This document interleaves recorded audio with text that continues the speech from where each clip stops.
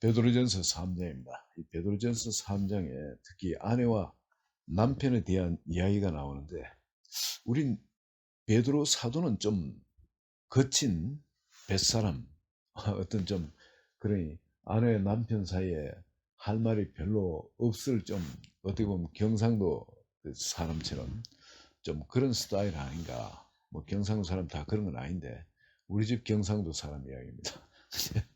좀 그렇지 않을까 그래 싶은데, 여기에 보면은 베드로 사도께서는 성령의 감동으로 구체적으로 어떻게 해야 될지를 이야기해 주는데, 아내들은 이야기가 좀 많습니다. 요구사항이. 아내들이 이와 같이 자기 남편에게 순종하라 그럽니다. 그리고 말씀을 순종하지 않는 자라도 말로 모함지 않고 그 아내의 행실로 말미암아 구원을 받게 하려 함이니, 즉 뭐냐면 아내가 정말 믿음의 삶을 살면은 남편이 구원받을 수밖에 없다는 겁니다. 하나님이 그걸 통해서 역사하기 때문에. 그리고 우리가 너희의 두려워하며 정결한 행실을 보미라. 그 불신자 남편도 우리가 정말 그 두려워하는 그 생활, 말씀 앞에 말이죠, 두렵고 떨면, 그래서 정결한 행실을 볼 때 정말 하나님을 남편도 알게 된다는 거죠.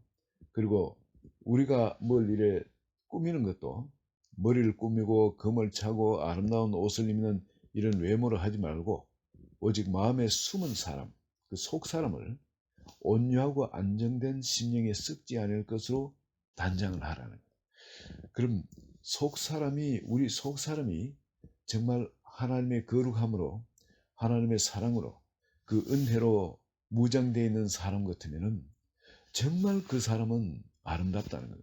원래 우리가 입었던 옷이 에덴 동산은 빛의 옷입니다. 빛의 옷.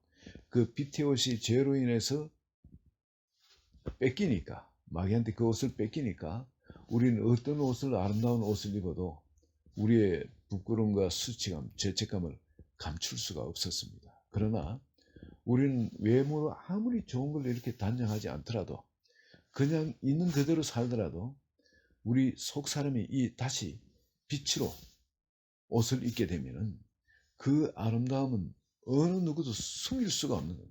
가만히 있어도 그 아름다움은, 그 영향력은, 그 향기는 사방으로 풍겨나게 되어 있다는 겁니다. 이 사절의 그 말이 오직 마음에 숨은 사람을 온유하고 안정된 심령에 썩지 아니할 것으로 그렇게 단정하라는 거죠. 이는 하나님 앞에 값진 것이래요. 이전에도 하늘나라에 소망을 뒀던 모든 사람들은, 그 부녀들은 이렇게 남편에게 순종함으로 자기를 단장했다는 거예요. 자기를 단장하는 것을 순종함으로 단장했다. 물론 그 여성들이 남편보다 많은 부분에 더 똑똑해요. 더 사회 분별이 있고. 그런데 뭐 보면은, 여성의 눈으로 보면 남편이 좀 모질인 것 같고 좀, 좀 부족하잖아요. 보면은 다들 좀 답답할 때도 많고, 이건 좀 이렇게 하고 저건 저렇게 하면 좋은데 왜 저렇게 둔하고 저런 데서 센스가 없는지 대부분 여성들이 남편에 대해서 그렇게 느낍니다. 그런데 사라도 그래요. 3장 6절에 보면 사라가 아브라함을 주라 칭하였다. 사실 이들은 이종이지 않습니까? 배다른 어, 누이지 않습니까? 이복 누이. 이복 누이인데 그 아브라함을 주라 칭하여 순종하였다. 주님이라, 바로 자기 주인이라 칭하며 순종하였다. 바로 이렇게 순종함으로 말미암아 결국은 남편이 아내가 원하는 대로 변화되게 되어 있습니다.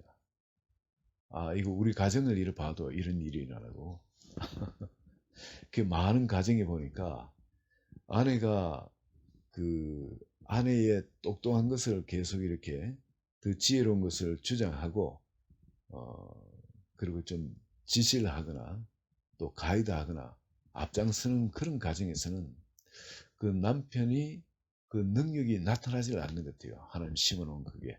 그런데 좀 내가 잘나서도 좀 못난 것처럼 항상 남편 없으면 나는 아무것도 못해. 당신 없으면 나는 아무것도 못해.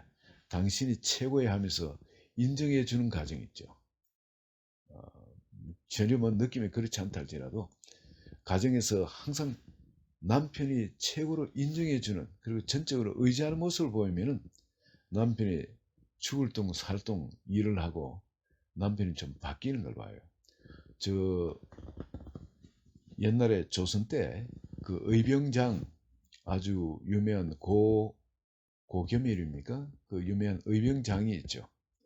근데 그 당시 그분이 굉장히 좀 부유하고 영향력도 크고 그런데 그 아래 세대의 그 자식이 그냥 일찍 죽고 그래가지고 그 손주가 고아가 되었습니다. 그래서 사방에 떠돌아다니면서 어떻게 보면 이제 머슴살이를 했는데, 어느 동네에서 머슴살이를 하다가 보니까 뭐 아무도 없고 뭐 그러니까 장가도 못 가는 거예요. 머슴이고 하니까 신분도 그렇고 하니까. 그런데 그 동네의 어떤 아전 중에 제일 그 우두머리 그 사람의 딸을, 그 무남 동료인데 딸을 좀 허물을 했어요. 그리고 이제 장기를 좀 두고 뭐 그런 것은 있으니까 가서 그 딸의 그 아버지한테 가서 장기를 한 번 떱시다. 내 내기 장기를 떱시다. 내가 지면은 3년간 여기 머슴살이 해주겠습니다. 근데 이기면은 따님을 저한테 주세요. 이래 된 거예요. 그러니 막 호통을 당하면서 어된 이놈이 신문을 보고 말을 꺼내야지. 그냥 호통을 쫓겨났는데 그 딸이 그렇지는 않았어요. 사람 보는 눈이 있어가지고 아버지 잠깐만, 사람이 저 사람 저래도 그래도 저 원래는 괜찮은 집안의 자제지 않습니까? 그러니까 이럴 것이 아니다. 내가 책임질 테니까 결혼하게 해달라고 때를 써가지고 결혼을 합니다. 결혼을 하는데 첫날 밤에 지내고 남편한테 이런 이야기를 합니다. 내 10년간 우리 서로 떨어져 살자. 나는 10년간 가정을 꾸려가지고 재물을 계속 늘리겠다. 10년간. 근데 10년간 당신은 지금 글도 모르지 않지 않냐. 어? 나이가 20 넘어가 아직 글도 모르지 않냐. 근데 당신이 앞으로 살 날이 많은데 밖에 나가서 좋은 스승을 만나가지고 내가 돈을 지금까지 못하는 돈이 있으니까 이걸 가지고 가서 이 비단하고 이런 걸 전부 다 가서 팔아가지고 이 돈을 갖고 공부를 해라. 좋은 스승을 만나 글을 배우는. 그래가지고 보냅니다. 첫날 밤을 지내고 그 밖으로 보냈는데, 그리고 이 사람은 이름이 고겸일인가? 아니고, 이 고시랍시다. 고시 청년이 밖으로 나와서 이제 좋은 스승을 찾아다니다가 어느 한 군데 찾아가서 소문난 사람 만나서 공부를 합니다. 애들하고 같이 공부하는 거죠. 서당에서. 꼬마들하고 같이 하늘천 따지 이렇게 공부를 시작하는. 근데 그렇게 10년간 돼가지고 정말 그 과거를 보게 되는데 과거에 급제를 했어요. 과거를. 정말 소설 같은 이야기인데 싫어합니다. 과거에 급제를 하고 난 다음에 그러니까 이 저 장원이 되었으니까 이제 상감 임금이 묻지 않습니까? 어디에 사는 누군가 뭐 이제 그러니까 어디 사는 누군데, 그러니까 자기 할아버지 그 의병장을 했던 바로 그 이름을 대니까 그래 잘 안녕하신가, 아직도 살아 계신가 이러더니 아니 돌아가시고 지금 제가 그래서 어렵게 이렇게 살았습니다 이런 이야기. 그런가. 그럼 지금 자네 부인이 그렇게 귀한 사람이구나. 그럼 나도 그 부인에 대해서 궁금한데, 자네가 10년간 만나보지 못했다니까 얼마나 보고 싶겠는가. 나도 어떻게 지내는지 궁금하네. 그러니까 한번 보고 나한테 이야기를 해주게. 그러면서 이 벼슬을 어디에 주냐면 아내가 지금 살고 있는 그 마을에 부사로, 그러니까 원님입니까? 부사가? 하여튼 그렇게 해가 보내는 거예요. 그보다 좀 부산이 조금 더 높은 거죠. 그래가 보내는데 사람을 이제 전부 다 암행어사가 됐지 이 산 관줄들 쭉 달리가 보내는 거예요. 근데 가서 집에 갑자기 놀래킬 줄 생각도 하니 또 재미도 있고 그래가지고 옷을 이제 흐름하게 이렇게 갈아입습니다. 거지가 된 것처럼 그래 갈아입고 그 가서 이래도 정말 아내가 나를 반겨줄까, 나를 맞아줄까, 이런 것도 이제 생각이 되죠. 그래 갔는데 옛날 살던 집에 가니까 그 없어요. 이미 어떻게 됐냐니까 아니 그 처녀의 아버지는 이미 돌아가셨고 그리고 여기를 떠났다는 겁니다. 가슴이 철렁 내려앉죠. 이게 무슨 말인가? 어떻게 안 보고 궁금하잖아요. 그러니 멀리 가진 않고 저쪽 동네 저기 가서 사는데 몇째 집이 그 집이라 가르쳐 주는 겁니다.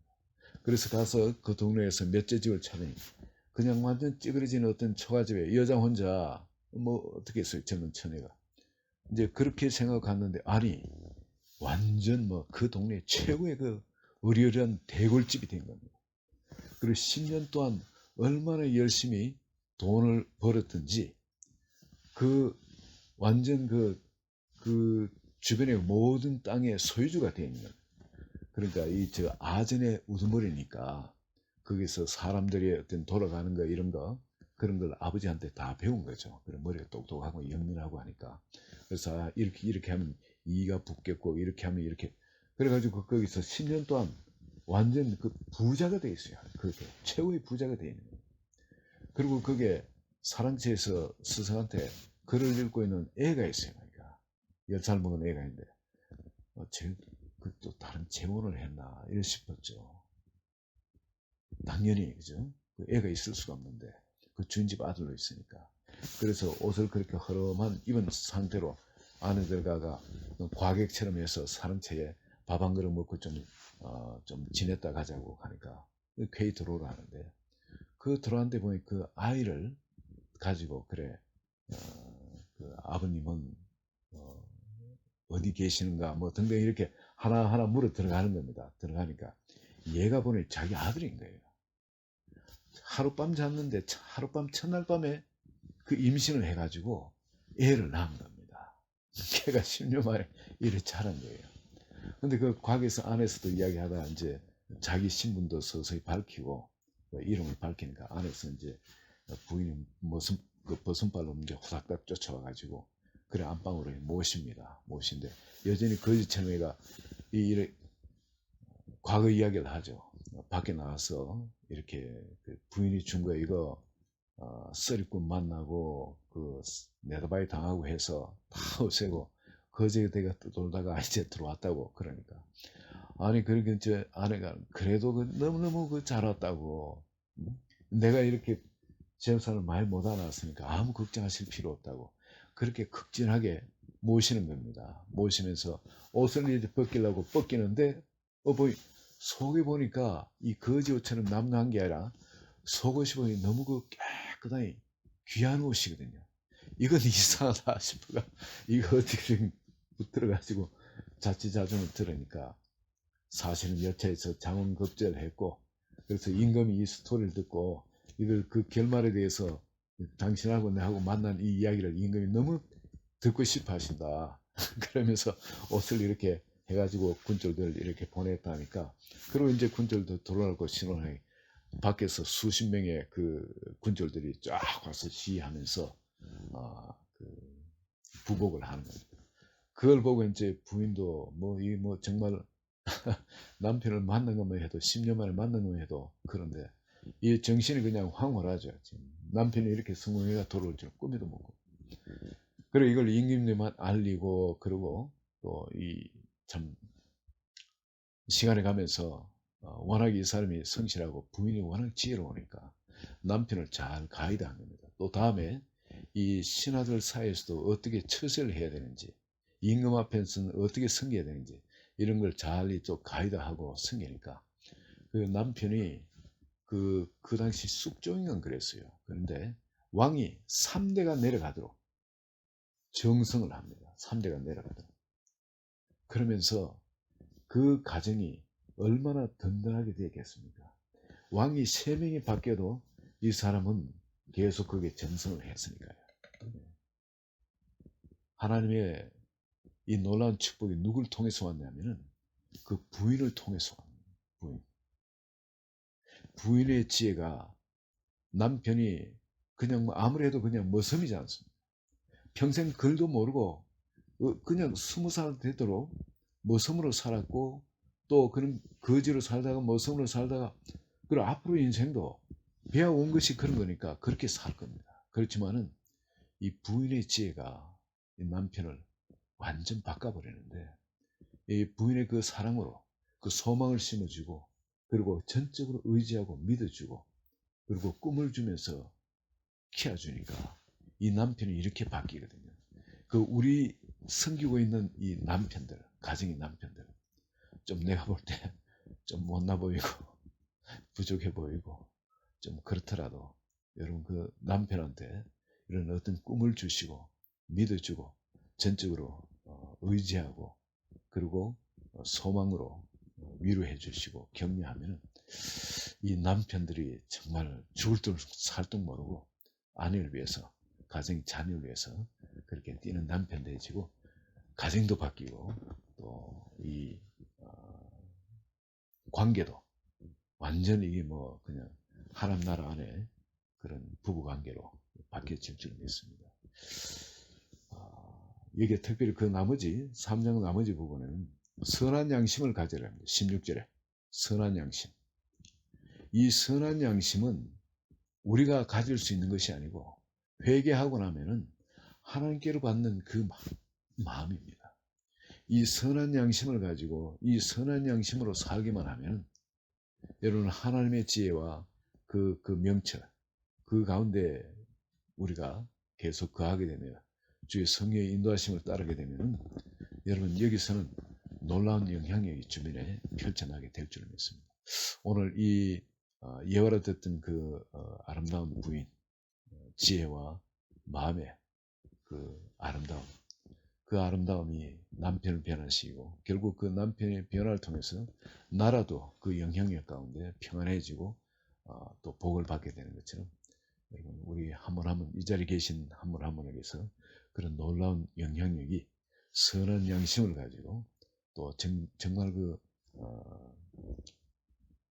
오직 마음에 숨은 사람을 온유하고 안정된 심령에 썩지 아니할 것으로 그렇게 꾸미는 그런 분이 되어서 그런 영향이 극대화되시기를 예수 그리스도 이름으로 축원드립니다.